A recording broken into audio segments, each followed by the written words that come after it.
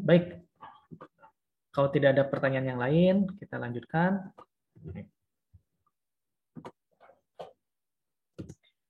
Nah, di manajemen operasional ini kita belajar pada bab pertama. Sebenarnya kalau kita belajar pada bab pertama, harapannya itu ya, kalau di bab pertama itu sebenarnya apa sih?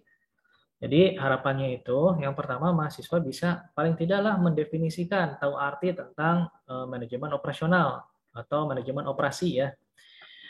Nah, kemudian yang kedua, mahasiswa itu bisa menjelaskan perbedaan antara barang dan jasa. Kenapa? Karena dalam kaitannya dengan manajemen operasional itu yang diproses, yang diproduksi ini kan berupa apa namanya produk. Produk itu bisa berupa barang dan jasa. Nah, mahasiswa ini harus tahu perbedaan karakteristik dari barang dan jasa secara manajemen. Nah, harapannya kalau misalkan bisa mahasiswa sudah paham perbedaan antara barang dan jasa, maka perlakuan secara operasional itu bisa dilakukan secara berbeda dan tepat sasaran. Kemudian yang berikutnya, mahasiswa bisa menjelaskan perbedaan antara produksi dan produktivitas. Kemudian mahasiswa bisa menghitung faktor produktivitas tunggal, kemudian faktor produktivitas multifaktor.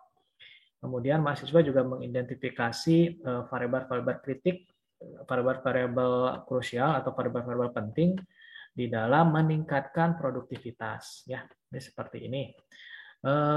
Ya paling tidak kalau membaca bab pertama mahasiswa sudah bisa membedakan antara barang dan jasa, kemudian produksi dan produktivitas, gitu ya. Baik, ini salah satu contoh ya yang kalau di buku Hazard ini setiap bab itu selalu diawali dengan kasus. Ini adalah salah satu contoh kasus tentang operasi dan produktivitas. Kasus yang diambil oleh Hazard itu adalah Hard Rock Cafe. Nah, kenapa Hard Rock Cafe? Karena Hard Rock Cafe ini dia restoran yang kalau misalkan tahun 1971 pada saat itu dia membuka 121 restoran. Ya, bayangkan saja 121 restoran franchise dengan nama Hard Rock Cafe di 40 negara yang berbeda. Oke, kata kuncinya supaya bisa mengelola restoran ini dengan baik apa? Namanya restoran, menunya berbeda-beda kan? Tidak mungkin setiap restoran setiap hari menunya sama. Pasti setiap harinya itu atau setiap minggu itu ada spesial menu, gitu ya. Pasti ada spesial menu. Nah, kalau seperti itu berarti eh, Hard Rock Cafe ini pasti akan mengandalkan sesuatu yang sifatnya perputarannya cepat atau operasional. Ya, misalkan bahan baku. Nah, karena restoran harus bahan bakunya itu harus fresh, harus segar gitu kan. Tidak mungkin bahan bakunya disimpan di freezer terus-menerus kan. Freezer juga pasti ada batas waktunya ya, dan artinya itu rasa ketika di freezer dengan rasa ketika masih fresh itu berbeda. Nah, berarti Hard Rock Cafe ini mengandalkan apa operasionalnya untuk mengelola bahan baku. Maka Hard Rock Cafe ini apa namanya menggunakan konsep manajemen operasional. Salah satunya adalah manajemen rantai pasokan, gitu ya. Jadi supaya bahan bakunya itu kualitasnya baik, maka harus diambil dari beberapa pemasok sehingga ada beberapa pilihan kualitas dari sana. Tuh. Nah, ini salah satu contoh saja, gitu ya. Oke. Jadi kalau kita lihat definisi sebenarnya apa sih manajemen operasional? Jadi produksi. Produksi ini adalah suatu proses untuk menghasilkan barang dan jasa atau suatu proses untuk menghasilkan produk. Kan seperti itu ya. Kalau produksi. Nah, kalau manajemen operasional itu adalah sekumpulan aktivitas ya, sekumpulan aktivitas yang menghasilkan nilai dalam bentuk barang dan jasa dengan mengubah input menjadi output. Ya, ini definisi manajemen operasional dari Hazard. Ya, definisi ini sudah baku. Jadi kata kuncinya itu apa sih sebenarnya? Menciptakan nilai dalam bentuk barang dan jasa. Artinya apa? Kalau misalkan perusahaan membuat suatu produk atau misalkan ada UKM membuat suatu produk, supaya produk itu memiliki nilai, memiliki value, artinya memiliki sesuatu yang bisa dijual dengan harga bersaing, maka value-nya itu harus dicari nilainya itu. Jadi misalkan ya, kalau kita bicara tentang menu makanan, maka value-nya itu dari apa kalau menu makanan? Dari berbagai variasi menu makanan yang tersedia, kemudian harganya murah, kemudian porsinya banyak, itu pasti laku ya. Kemudian kalau pelayanan, pelayanan berarti kita bicara mengenai pelayanan yang cepat biasanya. Cepat, kualitasnya sesuai dengan standar yang ditetapkan. Itu berarti ada nilai gitu ya. Lalu kata kunci yang lainnya itu adalah transforming, mengubah input ke dalam output. Ya, outputnya tentu outputnya itu adalah produk ya, produk barang dan jasa yang memiliki value. Nah, berarti dari dua kata kunci ini, manajemen operasional ini pasti bergerak di dalam apa? Menciptakan nilai barang dan jasa, kemudian transforming. Jadi kalau transforming itu kan sifatnya operasional ya. Dari input misalkan toko mebel gitu ya, inputnya kan kayu. Kayu supaya diubah menjadi suatu produk mebel harus diapakan? Harus dipotong, kemudian diamplas, kemudian dirangkai, kemudian dicat gitu ya. Nah, itu yang dilakukan di dalam manajemen operasional. Baik, kita lihat ini ada beberapa diagram organisasi dari beberapa organisasi bisnis. Ya. Contoh itu adalah bank komersial. Ya, contoh bank komersial. Maaf. Contoh bank komersial. Di bank komersial pasti ada beberapa definisi. Marketing, jelas. Gitu ya. Anda mungkin pernah menemui definisi marketing gitu ya. Jadi ada mungkin tiba-tiba datang ke rumah Anda gitu ya, atau ke orang tua Anda, ini kami dari bank A, kami ingin menawarkan beberapa pinjaman yang sifatnya pinjaman lunak, gitu. Artinya bunganya itu ringan gitu ya. Nah, itu definisi marketing gitu ya. Nah, kemudian ada definisi finansial atau keuangan, finance. Ini bergerak di bidang investasi, keamanan, real estate, accounting, dan lain sebagainya. Tapi ada juga divisi operasi atau operasional. Ya.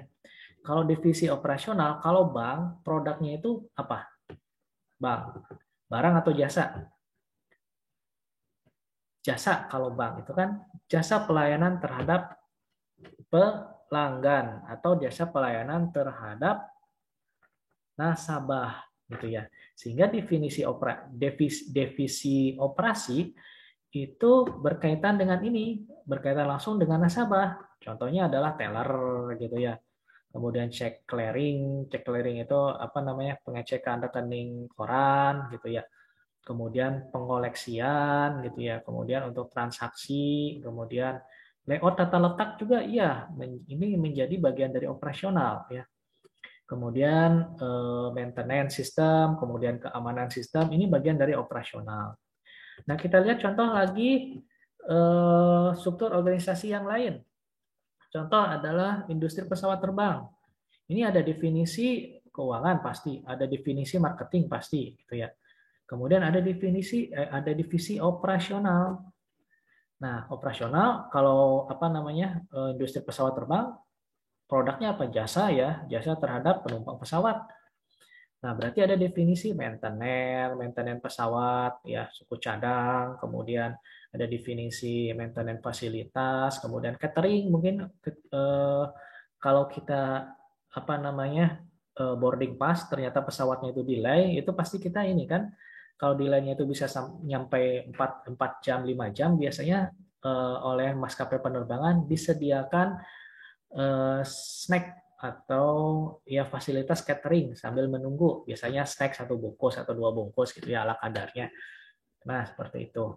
Kemudian ada definisi penerbangan operasional gitu ya. Nah, tapi di divisi marketing juga ada yang sifatnya operasional, yaitu reservasi ya, jadwal reservasi gitu. Oke, untuk berikutnya contohnya itu adalah manufaktur. Nah, kalau manufaktur kita sudah jelas ya, manufaktur itu contohnya itu adalah industri perakitan mobil atau motor gitu ya. Contoh yang di sini yang ada di BC itu banyak kan ya. Ada kalau di mana itu Di Karawang itu ada AHM, kemudian apa namanya HPM, Honda Prospect Motor dan sebagainya gitu ya. Kemudian Hino dan sebagainya ya. Nah, itu sudah jelas itu produk itu berupa barang yang operasionalnya itu apa sih? Banyak ternyata di struktur organisasi untuk manufaktur. Ada fasilitas, konstruksi, produksi, quality assurance, kemudian rantai pasokan, kemudian desain ya, kemudian teknik industrinya. Teknik industri itu berkaitan dengan apa namanya? Alur dari produk, kemudian efisiensi produk gitu dan seterusnya. Kemudian ada analisis proses gitu ya. Ternyata hampir semua struktur organisasi yang digunakan dalam organisasi bisnis, baik itu berupa bisnis produk maupun jasa, itu tidak terlepas daripada divisi operasional, ya, divisi operasi. Artinya ilmu tentang manajemen operasional itu penting sekali untuk dipelajari karena kalau kita lihat porsinya ya, ini divisi operasi itu merupakan tulang punggung dari apa namanya proses pemutaran produk dari input menjadi output ya. Jadi kalau divisi operasi itu timpang sebelah atau tidak berjalan, maka proses pembuatan produk juga pasti tidak akan berjalan. Tuh. Oke, ini adalah salah satu contoh kasus yang diambil dari buku Hezer. Ini perbandingan biaya. Ya, perbandingan biaya. Ada perbandingan biaya yang pertama, kalau misalkan menggunakan metode penjualan, ya, metode penjualan. Kemudian ada yang menggunakan metode keuangan, kemudian menggunakan metode apa namanya manajemen operasional. Gitu. Ini ada menggunakan metode marketing, ya, penjualan. Ada menggunakan metode atau pengatatan terhadap keuangan, struktur keuangan, kemudian manajemen keuangan, lalu ada yang memilih menggunakan metode manajemen operasional. Nah, ternyata kalau kita bandingkan ya, kontribusi profit dari ketiga apa namanya metode tersebut, kalau ini tidak menggunakan metode apa-apa ya, dibiarkan berjalan begitu saja. Nah, kalau kita bandingkan kontribusi profit, kalau tidak menggunakan metode apa-apa, ini 10 ribuan, 10.500 dolar profitnya. Kalau menggunakan metode marketing yang baik, hanya mengandalkan marketing saja, ya, ini hanya 18.000 dolar. Dan kalau ini mengandalkan pengelolaan keuangan yang baik saja, ya, hanya 12.000 dolar, sekitar seperti itu ya. Kemudian, nah, tapi kalau mengandalkan metode manajemen operasional yang baik, ini ternyata profitnya 22.500 dolar. Nah, pertanyaannya kenapa bisa seperti itu?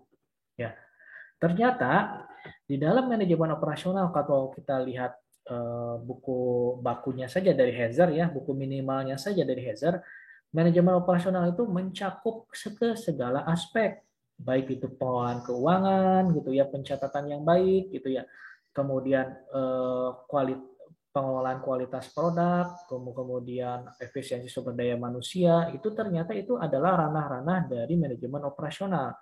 Sehingga kalau memang manajemen operasional ini diterapkan dengan baik, maka kontribusi terhadap profit itu pasti akan tinggi. Tuh. Oke, nah kalau di struktur organisasi, industri, apalagi manufaktur ya, kalau di dalam kalau kaitannya dengan manajemen operasional pasti ada manajernya, baik itu manajer misalkan ya divisi perakitan pasti ada manajernya ya, atau paling tidak supervisornya. Nah, orang tersebut itu adalah bertindak sebagai manajer di dalam operasi. Lalu fungsinya manajer ini apa sih? Ya, sehingga bisa membantu suatu usaha ataupun organisasi bisnis menghasilkan profit yang baik. Ternyata fungsi dasar dari seorang manajer operasional ini berkaitan dengan fungsi dasar dari manajemen, yaitu perencanaan. Apakah dalam manajemen operasional ada perencanaan? Ada perencanaan. Meskipun perencanaannya tidak bersifat strategik. Kalau perjalanan strategik kan ini diawali dari pencarian masalah gitu ya, melihat kondisi, kemudian dirumuskan ke dalam external factor evaluation, kemudian internal factor evaluation, lalu dirumuskan visi, misi, kemudian dan lain sebagainya ya. Nah, perencanaan di dalam manajemen operasional ini sifatnya itu adalah perencanaan yang sifatnya operasi. Jadi langsung berkaitan dengan proses pembuatan produk dan jasa, lalu langsung berkaitan dengan pelanggan, gitu ya. Kemudian organizing, apakah ada? Ya, ada penjadwalan gitu ya. Itu salah satu dalam proses organizing. Kemudian staffing. Itu penempatan staff juga itu masuk ke dalam ranah operasional. Kemudian leading, ya. Apakah ada leading? Iya, ada pengelolaan sumber daya manusia, ada leading juga ya. Kemudian controlling, apakah ada? Ya, ada manajemen kualitas, ada kontrol. Jadi fungsi-fungsi dasar manajemen ini sudah tercakup di dalam manajemen operasional. Gitu. Oke, ini ada apa namanya keputusan penting di dalam manajemen operasional yang harus diambil oleh seorang manajer operasional. Yang pertama itu adalah manajer operasional atau orang yang ditempatkan untuk mengelola secara operasional ini harus tahu tentang desain produk atau desain barang dan jasa. Ya, ini dipelajari di chapter 5 ya. Chapter 5. Oh, maaf, chapter 5 ya, ada beberapa bagian di chapter 5 gitu ya. Nah, kemudian managing quality, kemudian proses dan kapasitas desain. Kemudian harus tahu tentang strategi lokasi. Jadi maksudnya strategi lokasi itu adalah apabila perusahaan ingin ekspansi, ini contohnya ya, apabila perusahaan ingin mengekspansi atau kegiatan usaha ingin ekspansi, ada beberapa pilihan kota, misalkan kota A, B, dan C. Nah, dari beberapa pilihan kota ini, perusahaan harus menentukan satu kota yang dipakai untuk ekspansi. Maka perusahaan membuat suatu pertimbangan secara operasional. Nah, dari hasil yang terbaik, maka dipilih salah satu dari ketiga kota tersebut. Ini adalah strategi lokasi. Kemudian strategi layout. Layout itu tata letak kerja. Ini berkaitan dengan ergonomi. Kemudian sumber daya manusia, kemudian rantai pasokan, kemudian inventory, manajemen persediaan, kemudian penjadwalan, kemudian maintenance atau perawatan. Ya, jadi harus tahu tentang aspek-aspek seperti ini. Ya. Nah, baik. Kalau orang yang menguasai atau pakar di bidang manajemen operasional, lalu ranah pekerjaannya di mana sih? Ternyata seorang orang yang menguasai manajemen operasional, pekerjaannya banyak sebenarnya. Ya, bisa masuk ke dalam manajer perencanaan, gitu ya. Kemudian bisa masuk kepada analis operasional, lalu manajer kualitas, kemudian manajer rantai pasokan dan perencana rantai pasokan, lalu juga bisa masuk ke dalam konsultan proses improvement gitu. Jadi banyak sekali ranah-ranah dari manajemen operasional gitu ya. Nah, jadi manajemen operasional ini ya pekerjaannya itu ada di berbagai ranah industri dan keilmuan. Di teknologi bisa, di metodenya bisa, fasilitas bisa, isu-isu strategik bisa, waktu respon bisa, kemudian customer, kemudian quality, cost reduction, inventory, produktivitas juga bisa gitu ya. Baik. Nah, ini kalau kita lihat sejarah dari manajemen operasional, ini ternyata manajemen operasional itu sudah ada sejak lama. Ya. Jadi kalau kita lihat konsepnya, ini ada konsep awal untuk manajemen operasional sekitar tahun 1776 sampai dengan 1880. Ya. Konsep awalnya ini dicetuskan oleh Smith. Konsep yang diusungkan adalah spesialisasi pekerja, labor specialization. Ya, kemudian Whitney juga dia mencetuskan konsep yang lain, standardized part atau standar cukup cadang. Nah, ini awal-awal adanya manajemen operasional Ya, karena manajemen operasional itu berkaitan dengan proses produksi kan. Kemudian ada setelah ini kan era apa namanya istilahnya era praktisinya ya ini yang dilakukan di manufakturnya. Jadi ini yang dilakukan di manufaktur. Nah dari sini ada beberapa ilmuwan di bidang manajemen kemudian mencoba mensaintifikasikan konsep manajemen yang sudah ada di dalam manufaktur. Maka muncul era scientific management ya tahun 1980 sampai 1910. Jadi ilmu-ilmu manajemen ini digali kembali apa yang bisa dikembangkan di dalam industri manufaktur untuk memproses barang dan jasa gitu ya. Maka muncul konsep-konsep Gantt, kemudian motion and time studies. Ini dicetuskan oleh Gilbert. Kalau Gantt ini disebutkan oleh Gantt. Nah, Gantt ini masih dipakai oleh sampai sekarang loh. Kalau mahasiswa pernah mendownload Microsoft Project, software Microsoft Project, di sana ada menu Gantt chart. Ya, Gantt chart ini adalah time schedule. Jadi di dalam Gantt chart ada isi aktivitasnya apa, sumber dayanya siapa, waktunya kapan, kemudian ada timeline-nya. Kemudian ada predecessor, artinya pendahulu kegiatan. Kegiatan yang mana yang didahulukan?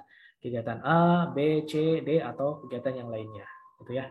Kemudian pada era ini juga Taylor ini mencetuskan tentang analisis proses, kemudian ada teori antrian.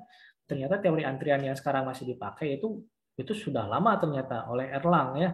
Queen Theory. Teori antrian ini sudah lama dipakai pada saat itu. Ya, sekarang masih relevan untuk dipakai. Lalu ada era produksi massal tahun 1910-1980 ya.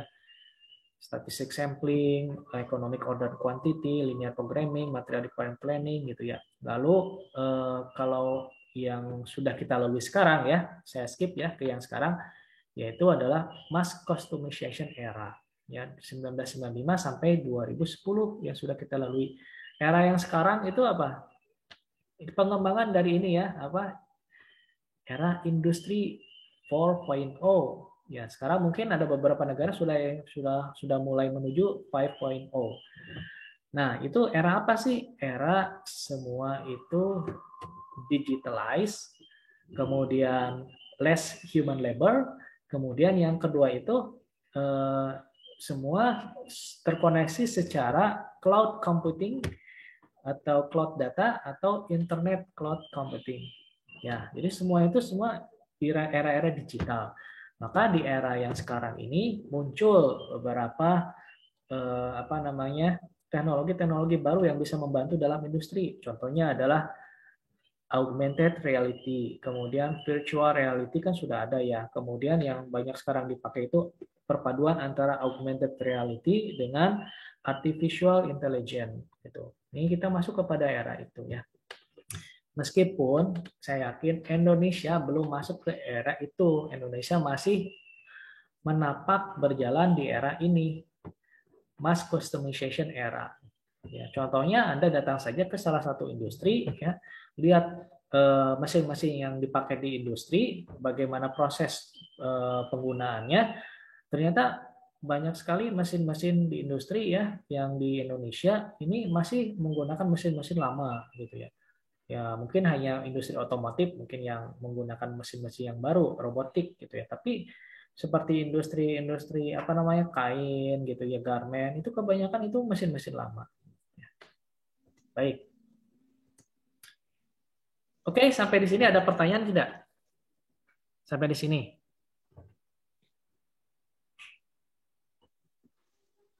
Tidak ada? Sepertinya nggak ada, Pak. Oke. Kalau tidak ada, saya break dulu 5 menit ya. Kita masuk lagi karena ini Zoom yang punya saya belum terdaftar di apa namanya kuota bantuan.